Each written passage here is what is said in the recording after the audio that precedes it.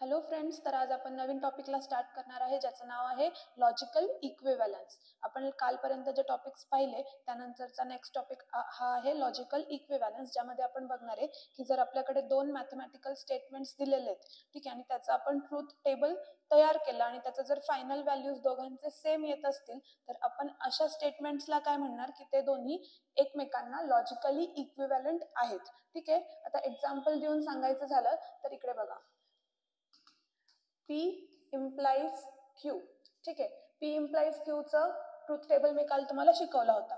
P Q आणि P implies Q कसा येईल बरं याचा टेबल? झालंय का तुमचा लर्न? ठीक आहे,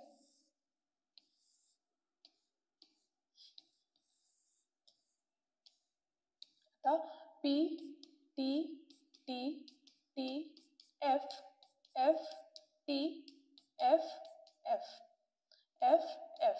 ठीक आहे,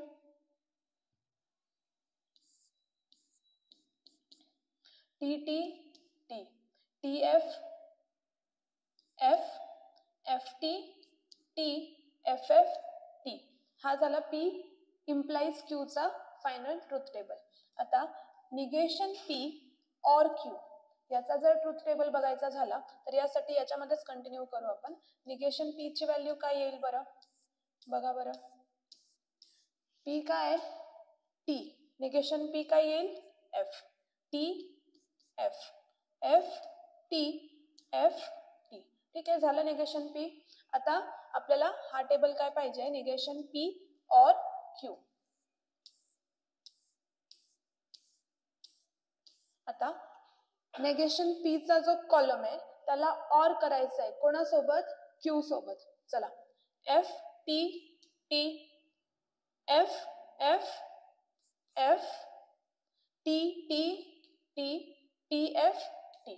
आता ह्या A कॉलमला आणि ह्या B कॉलमला बघा बरं कंपेअर करून.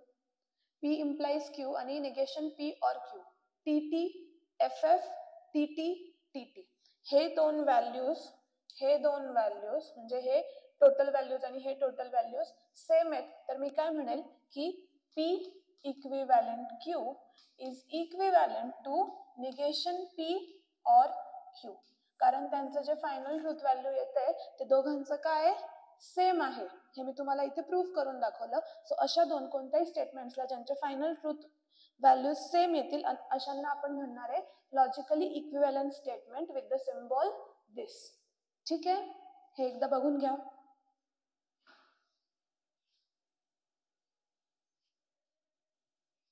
नेक्स्ट बघू आपण आता काय. हा, examine whether statements are tautology, contradiction आणि कॉन्टिंजन्सी. कालच आपण पाहिलं होतं टोटोलॉजी म्हणजे काय, त्याचे फायनल व्हॅल्यूज सगळे ट्रू येतील. कॉन्ट्राडिक्शन म्हणजे काय, त्यांचे सगळे व्हॅल्यूज फॉल्स येतील. आणि कॉन्टिंजन्सी म्हणजे mix of true and false. आता याला आपल्याला ट्रूथ टेबल बनवून बघावं लागेल की टोटोलॉजी येईल, कॉन्ट्राडिक्शन येईल की कॉन्टिंजन्सी येईल. P implies Q, त्यासाठी पहिले P Q, मग इथे येईल P implies Q. सॉरी, आपल्याला निगेशन P पण हवा आहे ना नेक्स्ट मध्ये. सो इथे येईल निगेशन P, इथे येईल P implies Q, नेक्स्ट येईल निगेशन P और Q,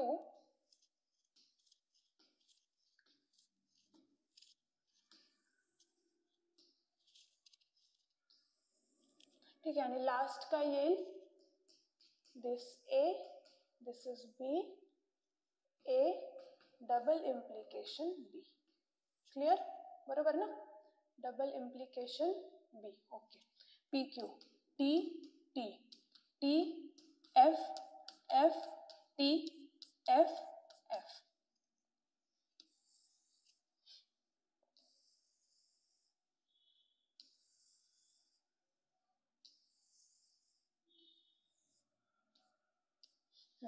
आता निगेशन P हवाय म्हणजे P चा ऑपोजिट करायचा. T असेल तर F, T असेल तर F, F असेल तर T, F असेल तर T. क्लिअर आहे निगेशन P? ओके, आता P implies Q. P implies Q. T T T T F F F T T F F T. Okay, easy, tables learn असणं आवश्यक आहे. आता नेक्स्ट काय, negation P or Q. Negation P or Q या दोघांना बघायचं आहे. और T F F F T T T F T T. Okay, आता कॉलम ए आणि कॉलम बी मध्ये डबल इम्प्लिकेशन. डबल इम्प्लिकेशनच्या टेबलमध्ये काय पाहिलं होतं, दोन्ही इनपुट सेम असेल तर ट्रू येणार. ठीक आहे, दोन्ही input same true, same true, same true, same true. Last column मध्ये सगळ्या व्हॅल्यूज काय आलेल्या आहेत, ट्रू. तर आपण काय म्हणणार की given statement is a tautology. ठीक आहे, given statement is a tautology. Clear. चला नेक्स्ट. नेक्स्ट काय, सेम क्वेश्चन. पी क्यू याच्यामध्ये एक इनपुट जास्त आहे. आपण आतापर्यंत काय बघत होतो, पी आणि क्यू. आता आपल्याला पी क्यू आणि आर असे 3 इनपुट्स दिलेले आहेत. P Q R. त्यानंतर आपल्याला लागणार आहे निगेशन क्यू. ओके, एवढंच. मग पुढे आपल्याला बघावं लागेल निगेशन क्यू और आर. ठीक आहे, मग P implies negation Q or R झालं. ठीक आहे, मग Q implies R, Q implies R, मग P implies Q implies R, मग P implies Q implies R याला मी बी म्हणेल, याला मी ए म्हणेल आणि ए डबल इम्प्लिकेशन बी. ठीक आहे.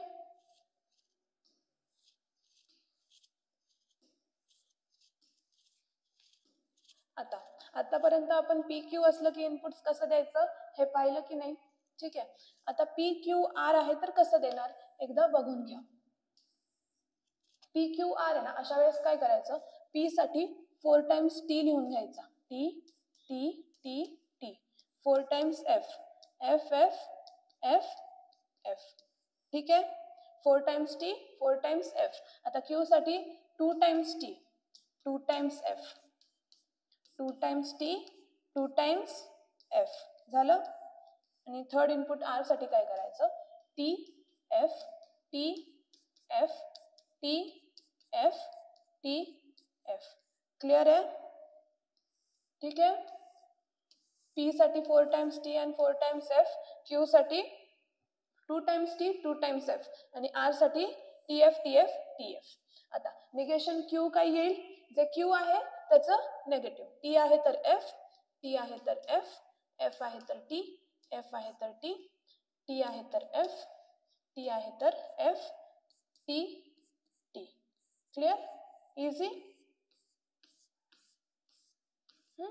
आता निगेशन क्यू और आर.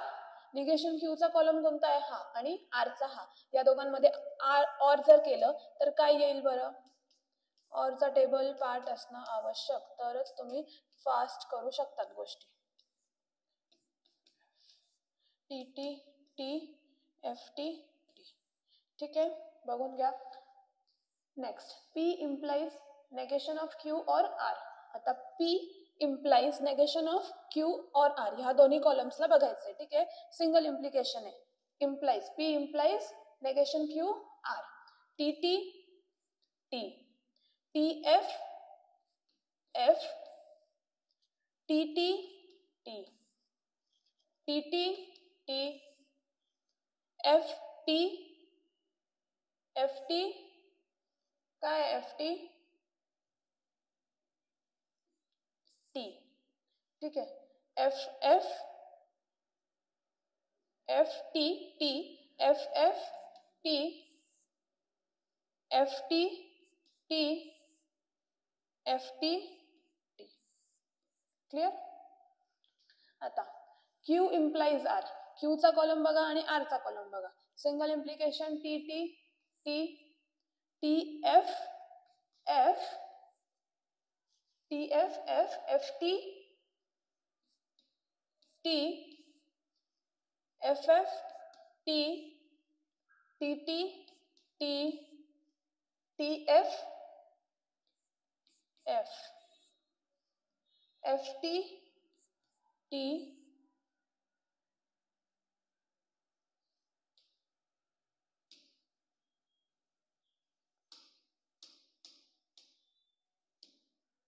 कुठपर्यंत आलो होतो आपण? Q implies R. FT F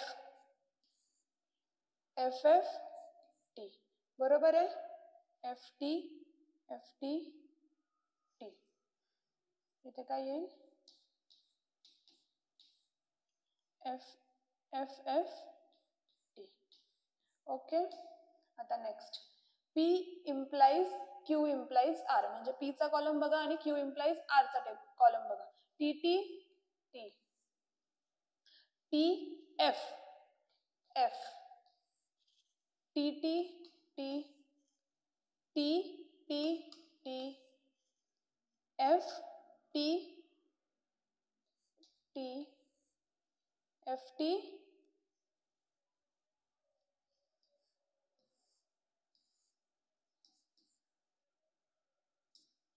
F T F F T F F T F F T F. ठीक आहे. आता A डबल इम्प्लिकेशन B. ठीक आहे. A double implication B. इथे बघा P implies Q implies R. P Q implies R. Check करून घ्या एकदा. T T T T F F T T T इथे T T येईल.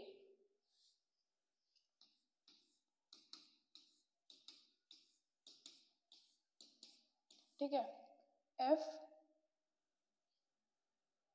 F F T F T T. Okay.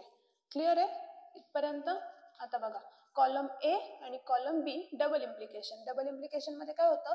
दोन्ही input same तर output true. बघा TT true, FF true, TT true, TT true, TT true, TT true, TT true, TT true. काय आलं last column मध्ये? सगळ्या values T T T T. म्हणजे आपला हा जो गिवन स्टेटमेंट आहे त्याला आपण काय म्हणायला पाहिजे? काय म्हणायला पाहिजे आपण त्याला? टोटोलॉजी. फर्स्ट वाला पण टोटोलॉजी होतं, सेकंड पण टोटोलॉजी आहे, कारण फायनल ज्या व्हॅल्यूज आल्या लास्ट कॉलम मध्ये सगळ्या काय आहेत?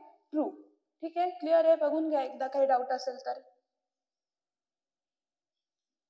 ठीक आहे. चला नेक्स्ट स्लाइडवर. Next same question. P Q negation Q P और negation Q. ठीक आहे. मग P implies Q. मग याला A म्हटलं, याला B म्हटलं. A double implication B.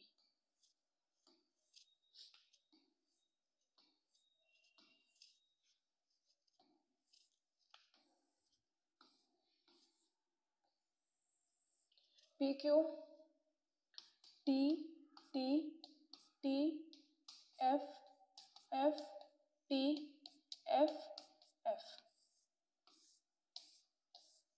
आता नेगेशन ऑफ Q. जिथे T आहे तिथे F, जिथे F आहे तिथे T. ओके. नेक्स्ट P और नेगेशन Q. आता P आणि नेगेशन Q चं अँड करायचं आहे. काय करायचं? And. T and F F T and T T F and F F F and T F. ठीक आहे. आता P implies Q. Implication T T T T F F F T T F F F F F T. आता column A आणि column B चं double implication. Input same असतील तर true येणार. Same आहे का? नाही आहे, मग फॉल्स. सेम आहे? नाही, फॉल्स. सेम आहे? नाही, फॉल्स. सेम आहे? नाही, फॉल्स. तर हा वाला जो स्टेटमेंट होता ते काय आहे? सगळ्या कॉलम्स मध्ये F आहे, म्हणजे याला काय म्हणता येईल आपल्याला? कॉन्ट्राडिक्शन. ठीक आहे. गिवन स्टेटमेंट कोणत्या फॉर्मचं आहे? कॉन्ट्राडिक्शन. पहिले दोन टोटोलॉजी, थर्ड वाला काय आलं? सगळे F आले म्हणून contradiction. Next quantifiers and quantified statements. आता जसं की इंग्लिश लँग्वेज शिकताना आपण सगळ्यांनी पाहिले होते की फ्रेजेस असतात वेगळे वेगळे, हा की नाही? त्याचं मिनिंग फ्रेजेस वरून आपण काढतो किंवा समजतं आपल्याला. तर मॅथ्स मध्ये पण असे काही फ्रेजेस आहेत ज्यापैकी दोन आता आपण शिकणार आहे. एक आहे फॉर ऑल. याला रीड करताना कसं रीड करतो आपण? फॉर ऑल, आणि सिम्बॉल काय यूज केला आहे? उलटा ए असं म्हणू शकतो आपण. त्यानंतरून उलटा ई, याला रीड करताना असं रीड करायचं की देअर एक्झिस्ट ॲटलिस्ट वन. काय? At least one. आता तुम्ही म्हणाल की हे मॅथ्समध्ये कसं अप्लाय करायचं किंवा काय. आता एक एक्झाम्पल देऊन सांगते मी तुम्हाला. सपोज मी असं लिहितेय की for all X belongs to natural numbers. For all X belongs to natural numbers, ठीक आहे, X square is greater than or equal to 0. ठीक आहे. आता याचा अर्थ काय होतो की सगळ्या एक्सच्या व्हॅल्यूज ज्या नॅचरल नंबर्स आहे किंवा all X that belongs to natural numbers, त्यांचं स्क्वेअर केलं तर greater than or equal to 0 येतो. आता नॅचरल नंबर्स कोणते आहेत? 1, 2, 3, 4 हे सगळे नॅचरल नंबर्स आहे. 1 स्क्वेअर केला 1 येतो, ग्रेटर दॅन 0. 2 स्क्वेअर केला किती येतो? 4, ग्रेटर दॅन 0. तर ही जी कंडिशन आहे ती सगळ्यांना अप्लाय होते की for all X belonging to natural number X square is always greater than 0. ठीक आहे, म्हणून इथे ह्या सिम्बॉलचा यूज केलेला आहे. नेक्स्ट एक्झाम्पल द्यायचं झालं तर there exist at least one. Suppose आता there exist at least one X belonging to real numbers where X plus 6 is equal to 10. म्हणजे ॲटलिस्ट एक रियल नंबर आहे ज्याच्यामध्ये मी जर 6 प्लस केलं तर मला इक्वल टू किती व्हॅल्यू मिळेल? 10. असा एक्स कोणता आहे? 4. बरोबर. मग ते काय म्हणताय की there exist at least one real number ज्याला 6 मध्ये ऍड केल्यावर 10 बनते. ठीक आहे, थोडं थोडं आयडिया क्लिअर झालं? ठीक आहे. तर अशा ज्या स्टेटमेंट्स आहेत, ह्या अशा ज्या गिवन स्टेटमेंट्स असणार आहेत त्यांना आपण म्हणणार आहे क्वांटिफाईड स्टेटमेंट्स. काय म्हणणार आहे? क्वांटिफाईड स्टेटमेंट्स. आणि ह्या क्वांटिफाईड स्टेटमेंट्स डिनोट करायला हे जे काही दोन सिम्बॉल्स आपण यूज केलेत याला आपण काय म्हणतो? क्वांटिफायर्स. ठीक आहे, याला आपण काय म्हणतो? क्वांटिफायर्स. आणि त्या क्वांटिफायर्सचा यूज करून जे स्टेटमेंट्स आपण बनवलेत त्यांना आपण म्हणतो क्वांटिफाईड स्टेटमेंट्स. क्लिअर आहे? Quantifiers and quantified statements. चला नेक्स्ट. आता इथे एक क्वेश्चन दिलेला आहे. क्वेश्चन मध्ये काय म्हणता येते? If A is equal to set of numbers 3, 5, 7, 9, 11 and 12, determine truth values of each of the following. First statement काय म्हणतंय? There exists at least one x belonging to A. A च्या set मध्ये किती numbers आहेत? वरती दिलेले 3, 5, 7, 9, 11, 12. Such that x minus 8 is 1. तर वरच्या दिलेल्या नंबर्स पैकी ॲटलिस्ट वन नंबर असा आहे की ज्यातनं मी 8 मायनस केले तर माझा आन्सर 1 येतो. आहे का असा कोणता नंबर? हो, 9. बरोबर ना? मग गिवन स्टेटमेंट काय आहे? ट्रू. बरोबर. ट्रूथ व्हॅल्यू काय येईल गिवन स्टेटमेंटची? True. Next, all X belonging to A, X square plus X is even number.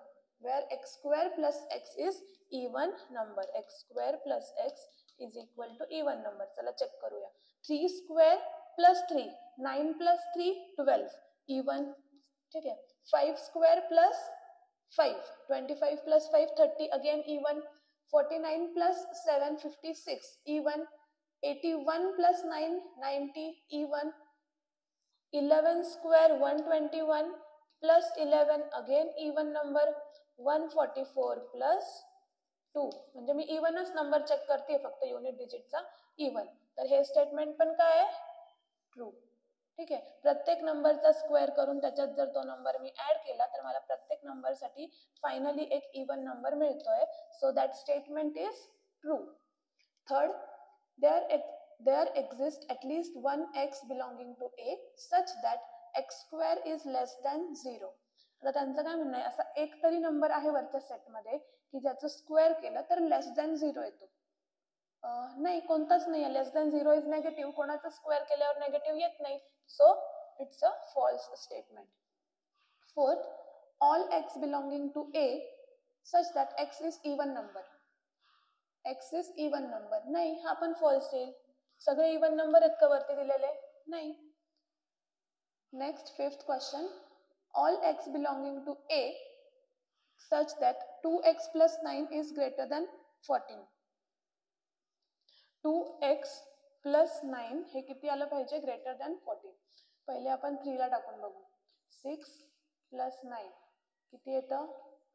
Greater than 14च येतं ना, 15 येतं म्हणजे. ठीक आहे, least number is greater than 14, so obviously त्याच्या पुढचे नंबर्स पण ग्रेटर दॅन 14च असणार. So this statement is also true. समजलं? एकदा बघून घ्या परत. क्लिअर आहे? जायचं पुढे? ओके. आता ड्युअलिटी. हे एकदम सिंपल आहे, यात काहीच जास्त डोकं लावायचं काम नाहीये. फक्त इथे काय करायचंय, अँड असेल तर ऑर करायचं. ठीक आहे, अँड म्हणजे हा सिम्बॉल असेल तर त्याला रिप्लेस करायचं ह्या सिम्बॉलने.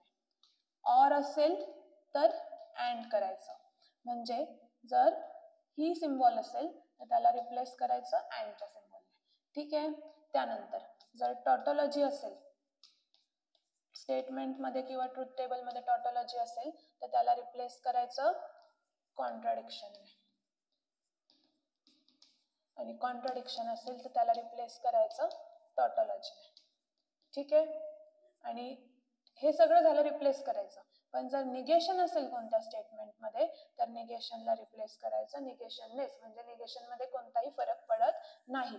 ड्युअलिटीमध्ये काय होतं, अँड ऑर होतं, ऑर अँड होतं, टॉटॉलॉजी कॉन्ट्राडिक्शन होते, कॉन्ट्राडिक्शन टॉटॉलॉजी होतं, आणि negation remains as it is. इतकं सोपं आणि इतकं मस्त आहे हे ड्युअलिटी. ठीक आहे, याच्यावर तुम्हाला एक्झाम्पल द्यायचं जर झालं, सपोज मी तुम्हाला सांगितलं की पी अँड क्यू असं एक स्टेटमेंट आहे आपल्याकडे, आणि याचं फाइंड द ड्युअल. तर याचं काय येईल, पी ऑर क्यू. ठीक आहे, त्यानंतर जर negation P or negation Q असेल तर याला रिप्लेस करायचं निगेशनच असणार, ऑरला रिप्लेस करायचं अँडने, negation Q as it is. Negation सोबत काहीच खेळायचं नाही, ॲज इट इज लिहून घ्यायचं. अँडचं ऑर झालं, ऑरचं अँड झालं. ठीक आहे, आपण याच्यावर आता एक्झाम्पल्स पाहूया. राईट ड्युअल्स. इझी आहे. हे बघा, first P and negation Q, बरोबर. पी अँडचं काय होईल, or, negation remains as it is Q. एवढं इझी आहे. ठीक आहे. Second, negation P or Q, negation P or Q and negation R and S. इथे काय करायचं, आता निगेशन तसंच राहणार, ऑरचं अँड होणार. ठीक आहे, परत अँडचं ऑर होणार, निगेशन तसंच राहणार, अँडचं ऑर होणार. इझी. अँडचं ऑर, ऑरचं and. Third, negation P or Q and P or negation Q and negation S. Negation तसंच राहणार. ठीक आहे, पीचं पी, ऑरचं अँड होणार, क्यू अँडचं ऑर होणार, पी ऑरचं अँड होणार, निगेशन तसंच राहणार, क्यू अँडचं ऑर, निगेशन तसंच. This is the final answer. ठीक आहे, एकदम सिंपल टॉपिक आहे ह्या चॅप्टरचा. हा फर्स्ट स्टँडर्डच्या मुलाला सांगितलं तरी तो पण करेल. ठीक आहे, त्याच्यात काहीच कन्फ्यूज व्हायचं कारण नाही. नेक्स्ट, आता निगेशन ऑफ कंपाऊंड स्टेटमेंट्स हा न्यू टॉपिक आहे. ठीक आहे, कंपाऊंड स्टेटमेंट्स आहे म्हणजे अँड ऑर हे मिक्स आहेत, आणि त्याचं निगेशन कसं फाइंड आउट करायचं हे आपल्याला बघायचं आहे. आता आपण आतापर्यंत काय शिकलो, पी अँड क्यू शिकलो की नाही.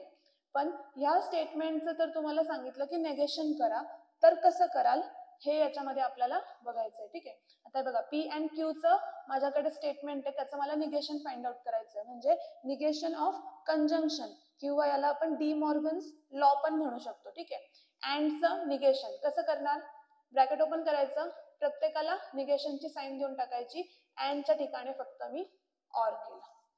D Morgan's law. Negation of conjunction काय केलं, ब्रॅकेट ओपन केलं, दोघांना निगेशनची साईन दिली, अँडच्या ठिकाणी ऑर केलं.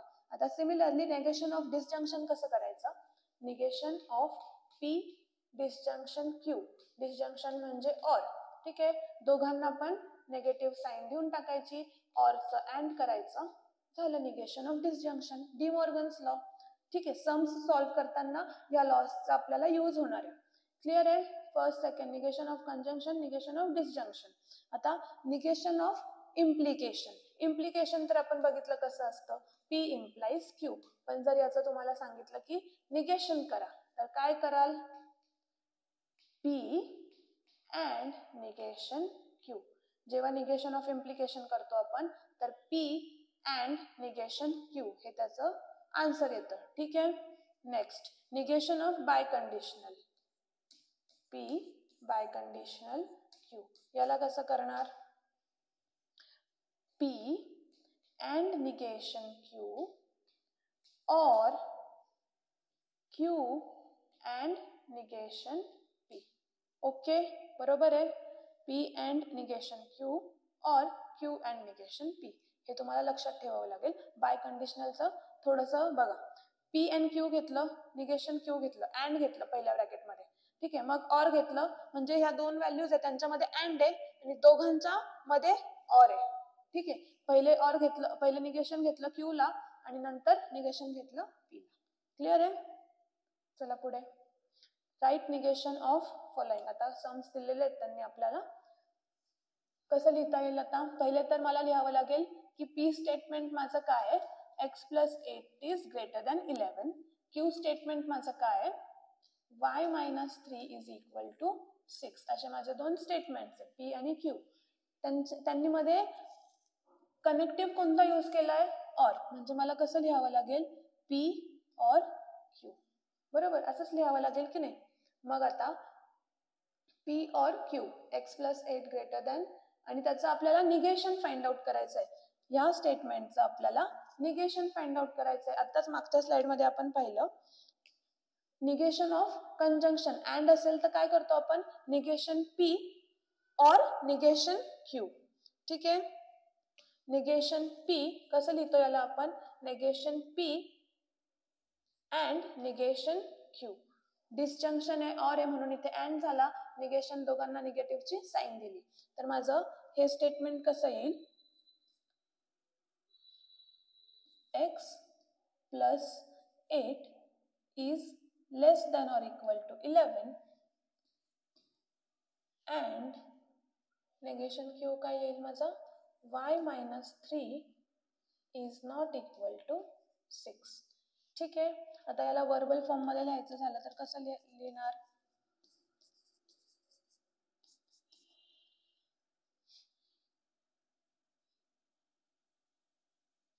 x+8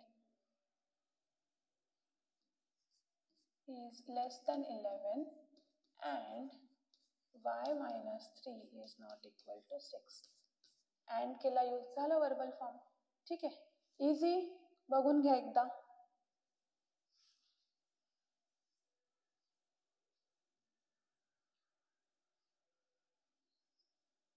काही डाउट्स, ठीक आहे. नेक्स्ट क्वेश्चन पाहू. Write the negation of following. If it is raining then we will go and play football. आता इथे 3 कंडिशन्सचा यूज केलेला आहे. If it will rain, then, if आणि then, we will go and play football. 3 conditions आहे, rain, go आणि play. तर पहिलं काय येईल, पी काय येईल की इफ इट रेन्स. क्यू काय येईल, वी विल गो, आणि आर काय येईल, play football. We will play football. We will play football. ठीक आहे. आता इफ आणि देन म्हणजे हे इम्प्लिकेशन आहे, करेक्ट. इफ आणि देन इज इम्प्लिकेशन, म्हणजे P implies Q and R. Symbolic form मध्ये कसं लिहिलं मी, पी इम्प्लाइज, हा कोणता फॉर्म आहे, सिम्बॉलिक फॉर्म आहे. P implies Q and R. आता याचं मला नेगेशन फाइंड आउट करायचं आहे. P implies Q and R. ठीक आहे. इम्प्लिकेशनच्या केसमध्ये आपण नेगेटिव्ह कसं केलं होतं आठवतंय का? हे बघा implication. Implication, negation of implication is P and negation Q. P and negation Q. आता इथे काय येईल? P and negation of the second term. Second term काय आहे? Q and R. ठीक आहे. पण आता आपण निगेशन ऑफ अँड पण शिकलोय की नाही? Negation of conjunction. तर हे कसं येईल? P and negation Q अँडच्या ठिकाणी होईल ऑर आणि हे R. तर फायनल आन्सर माझं काय येईल? P and negation Q or negation R. Verbal form मध्ये कसं लिहिणार त्याला? वर्बल फॉर्म मध्ये P. इफ हे बघा, it will rain and Q काय? we will go. We will not go. If it will rain and we will not go, or we will not play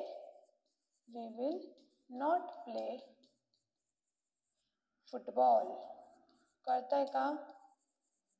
अँडच्या ठिकाणी and use केला, निगेशनच्या ठिकाणी not use केला, ऑरच्या ठिकाणी or use केला. ठीक आहे. आता नेक्स्ट बघा, हे quadrilateral is a square if and only if it is a rhombus. If and only if म्हणजे डबल इम्प्लिकेशन. ठीक आहे. आता सपोज P स्टेटमेंट आहे माझ्याकडे की quadrilateral is a square. Q statement आहे माझ्याकडे it is a rhombus. Symbolic form मध्ये कसं लिहिणार? सिम्बॉलिक फॉर्म मध्ये P डबल इम्प्लिकेशन Q. आता निगेशन करायचं आहे आपल्याला याचं, हो की नाही? डबल इम्प्लिकेशनचं सांगितलं ना निगेशन कसं करायचं. P double implication Q. काय होतं हे? P and negation Q. Okay. और Q and negation P. असंच होतं जे मी तुम्हाला मागच्या स्लाइड मध्ये समजावलं. हे बघा, negation of bicondition P and negative Q or Q and negative P. ठीक आहे. हे झालं निगेशन इन सिम्बॉलिक फॉर्म. आता वर्बल फॉर्म मध्ये कसं लिहिणार बरं? P and negation Q. P काय आहे? Quadrilateral is a square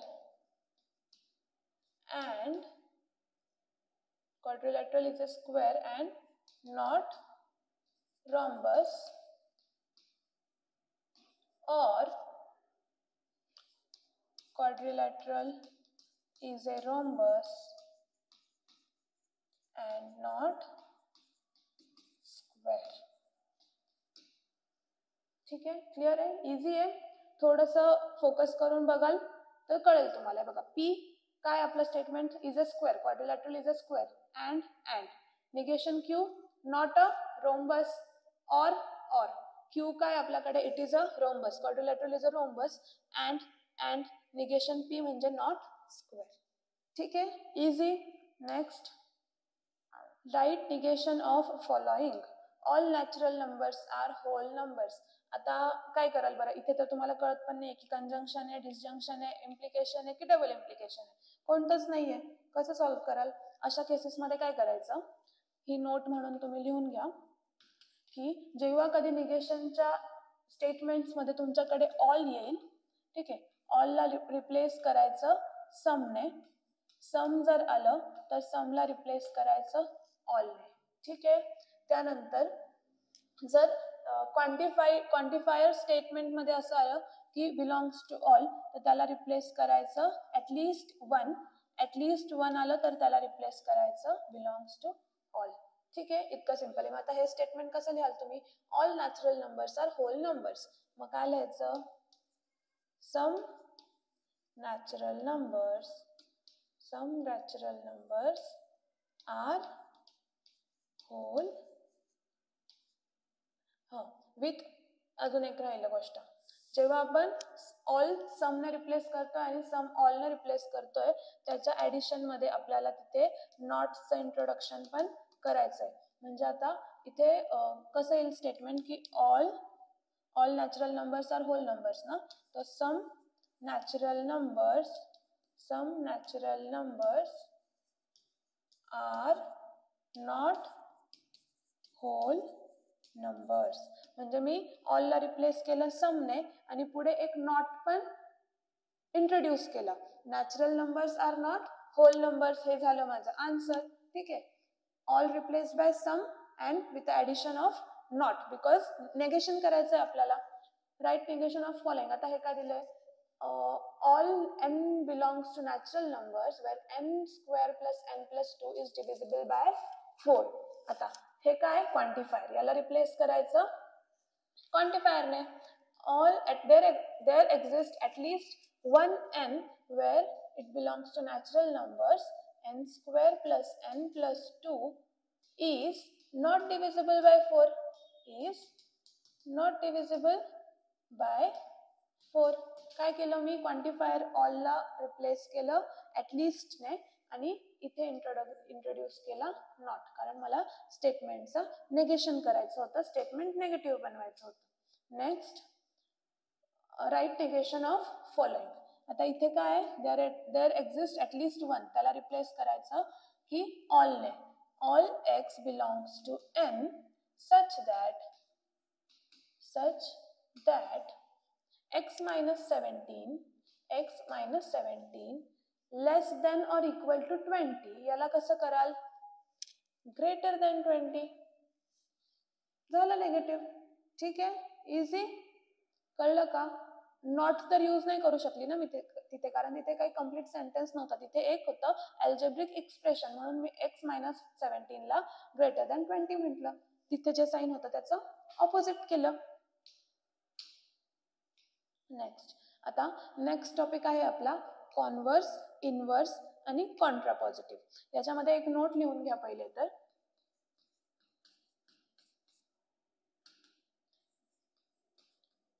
converse, inverse and contrapositive are only applicable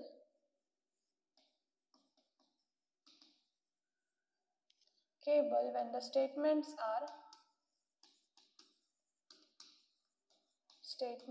are in implication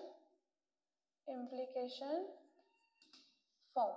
When the statements are in implication form, म्हणजे जेव्हा कधी गिवन स्टेटमेंट हे इम्प्लिकेशन असेल, if it rains today then I will go and play football, then I will play football. Simple implication. बघा, for P implies Q, जर इम्प्लिकेशनचं statement असेल तरच आपण त्याचं कॉन्व्हर्स, इनव्हर्स आणि कॉन्ट्रापॉझिटिव्ह फाइंड आउट करू शकतो. आता बघा, कॉन्व्हर्ससाठी त्यांनी काय केलंय, हे आहे एक simple given statement P implies Q. कॉन्व्हर्ससाठी त्यांनी काय केलं, क्यू इम्प्लाइज पी. ठीक आहे. जर गिवन स्टेटमेंटचा कॉन्व्हर्स विचारला तर काय करायचं, क्यू इम्प्लाइज पी. इनव्हर्स विचारला तर काय करायचं, पी इम्प्लाइज क्यूचा जर इनव्हर्स विचारला तर negation P implies negation Q. Contrapositive जर विचारला पी इम्प्लाइज क्यूचा तर काय येईल, negation P implies negation Q implies negation P. हे तिन्ही पण आपल्याला लक्षात ठेवायचं आहे. बघा, कॉन्व्हर्ससाठी काय होतं, उलटं होतं, पी इम्प्लाइज क्यूचं क्यू इम्प्लाइज पी. इनव्हर्ससाठी काय होतं, negation P implies negation Q. कॉन्ट्रापॉझिटिव्हसाठी काय होतं, negation Q implies negation P. Easy to remember. थोडंसं मेहनत कराल तर लक्षात राहून जाईल. नेक्स्ट आता काय म्हटलंय, write converse, inverse and contrapositive of the following statements. आता हे वर्बल फॉर्म मध्ये. If number of items decreases then the cost increases. पहिले तर चेक करा गिवन स्टेटमेंट आपली इम्प्लिकेशनची आहे का, म्हणजे इफ आणि देन प्रेझेंट आहे का स्टेटमेंटमध्ये, हो तर आहे. तर मग आपलं पी काय येईल, पी काय येईल आपला, नंबर ऑफ आयटम्स डिक्रीजेस. ठीक आहे. क्यू काय येईल, कॉस्ट इन्क्रीजेस. आता पी इम्प्लाइज क्यू चं कॉन्व्हर्स कसं येईल, कॉन्व्हर्स क्यू इम्प्लाइज पी, बरोबर ना. आत्ता बघितलं आपण, हे बघा कॉन्व्हर्स काय आहे पी इम्प्लाइज क्यूचं, Q implies P. Inverse negation P implies negation Q आणि contrapositive negation Q implies negation P. Converse काय आलं, क्यू इम्प्लाइज पी. हे झालं सिम्बॉलिक फॉर्म मध्ये.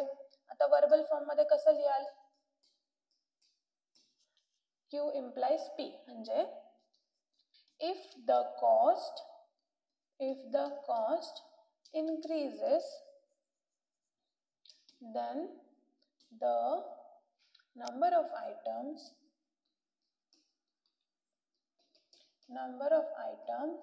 decreases. ओके नाही, बरोबर. Q implies P. Cost increases then the number of items decreases. आता inverse हे झालं कॉन्व्हर्स. इनवर्स कसं सांगाल, इनवर्स कसं होतं, negation P implies negation Q. हे झालं सिम्बॉलिक फॉर्म. वर्बल फॉर्म मध्ये कसं लिहाल, if the number of items not decrease, then cost is not increased. बरोबर. फक्त नॉटचं इंट्रोडक्शन केलं आपण कारण इथे निगेशन होतं. कोणतं केस होतं हे, इनवर्स. कॉन्ट्रा पॉझिटिव्ह मध्ये काय करतो, negation Q implies negation P. असं याला कसं लिहाल, if the cost is not increased then the number of items is not decreased.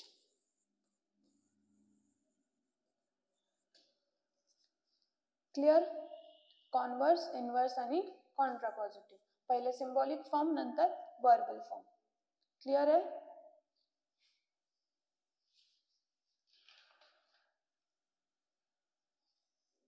चला पुढे जाऊया. आता नेक्स्ट कॉन्सेप्ट आहे अल्जेब्रा ऑफ स्टेटमेंट्स. आता ह्या पूर्ण चॅप्टर तुम्ही जर बघितला असेल तर कुठेच खूप काहीतरी डिफिकल्ट आहे, कळत नाहीये असं कुठेच नाहीये. एकदम स्मूथ इझी चॅप्टर आहे.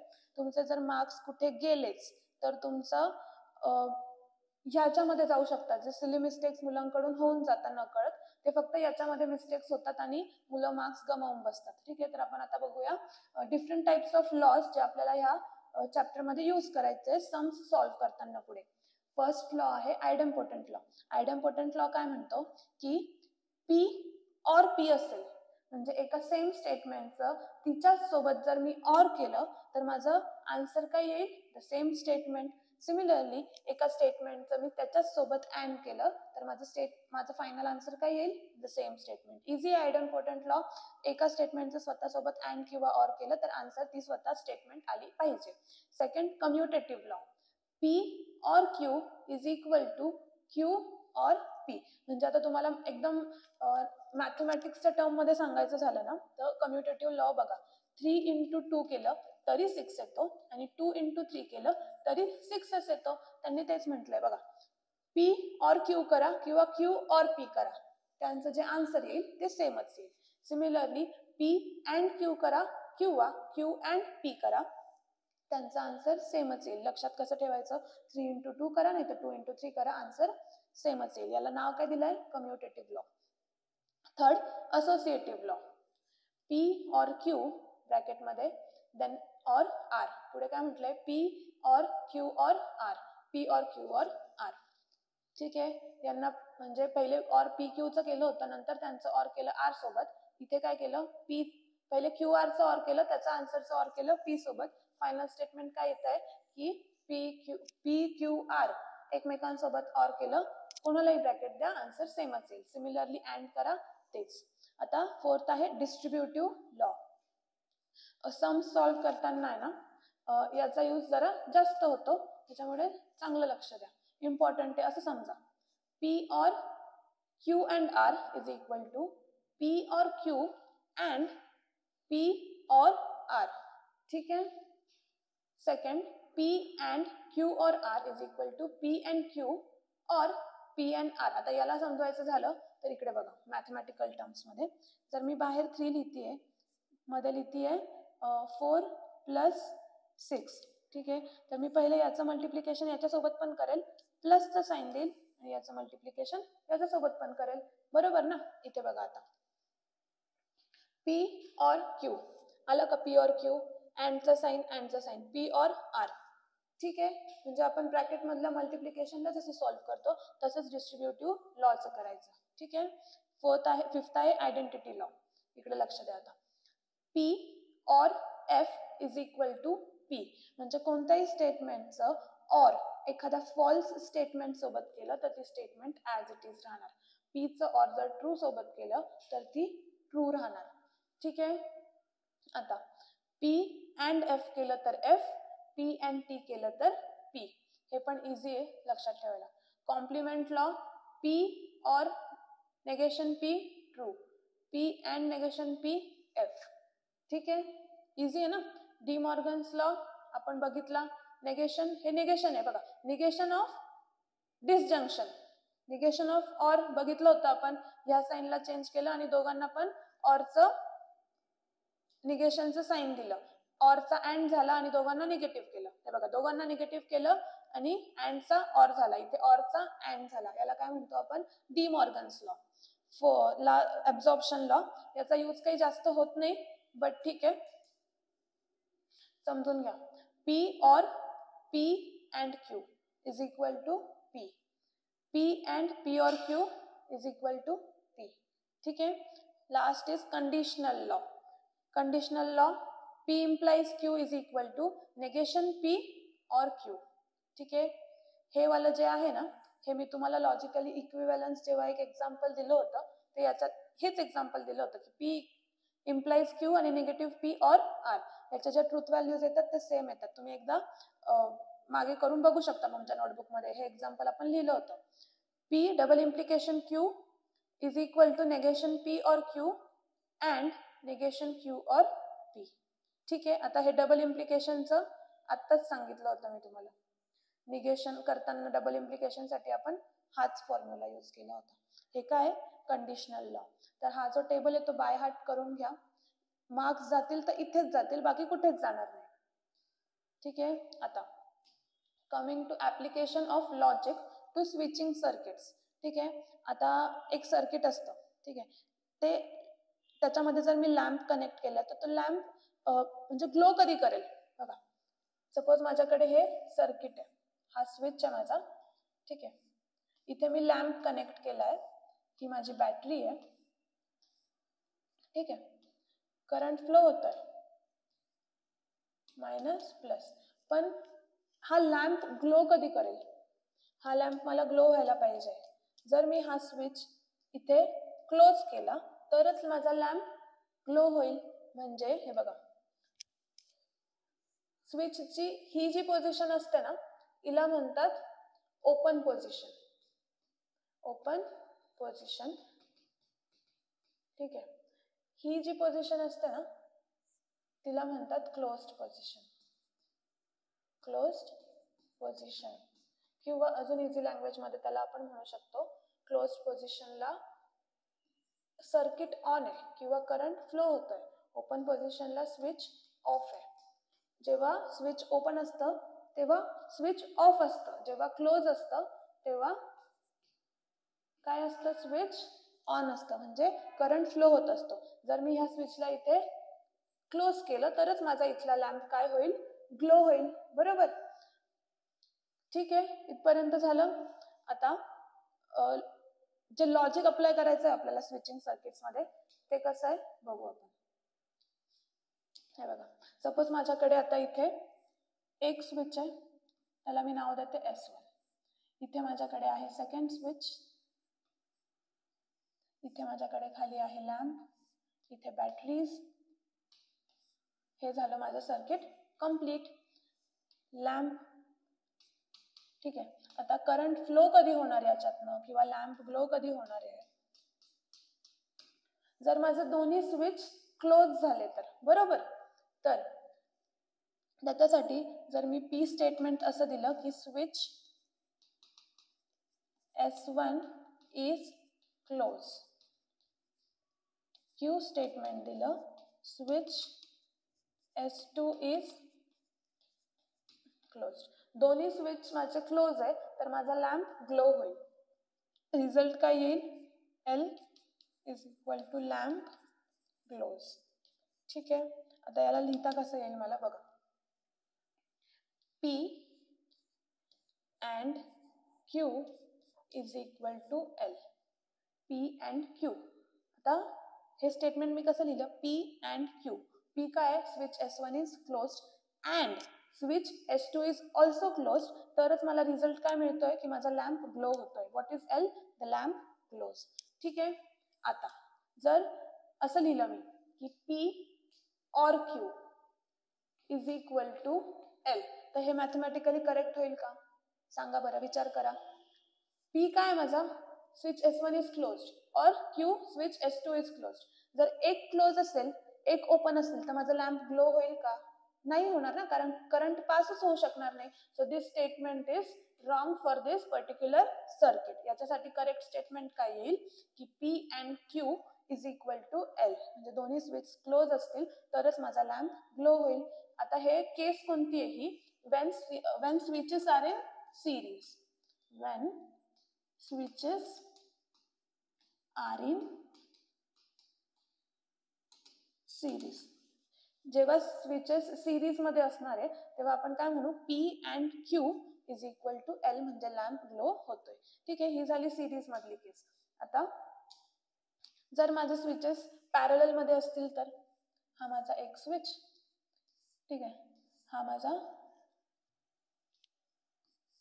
Second switch. This is S1, this is S2. ही माझी बॅटरी आहे,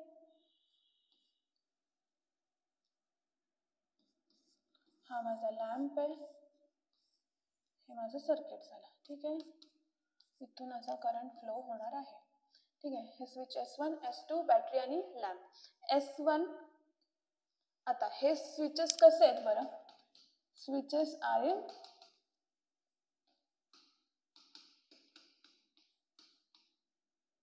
पॅरल. ठीक आहे, आता इथे पण मी काय म्हणू शकते P साठी की switch S1 is closed, switch S1 is closed. ठीक आहे, Q साठी S2 इज क्लोज्ड. आता माझा लॅम्प मला ग्लो व्हायला पाहिजे, दोन्ही स्विचेस पॅरलल मध्ये. ठीक आहे, तर P or Q will give me the lamp glowing. जर कोणताही एक स्विच जरी मी ह्या केसमध्ये क्लोज केला तर करंट पास होईल. हे बघा, इथनं करंट येतोय. ठीक आहे, जर हा स्विच ओपन आहे आणि हा क्लोज आहे तर तो इकडनं पास होईल. अगेन माझा लॅम्प ग्लो होतोय. ठीक आहे, जर S1 ओपन आहे आणि S2 क्लोज आहे तर हा खालनं इकडनं पास होईल आणि माझा लॅम्प ग्लो होईल.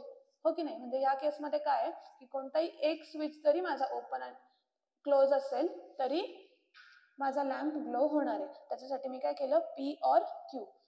और P म्हणजे P क्लोज असला तरी चालेल किंवा Q क्लोज असला तरी चालेल, माझा लॅम्प ग्लो होणार आहे.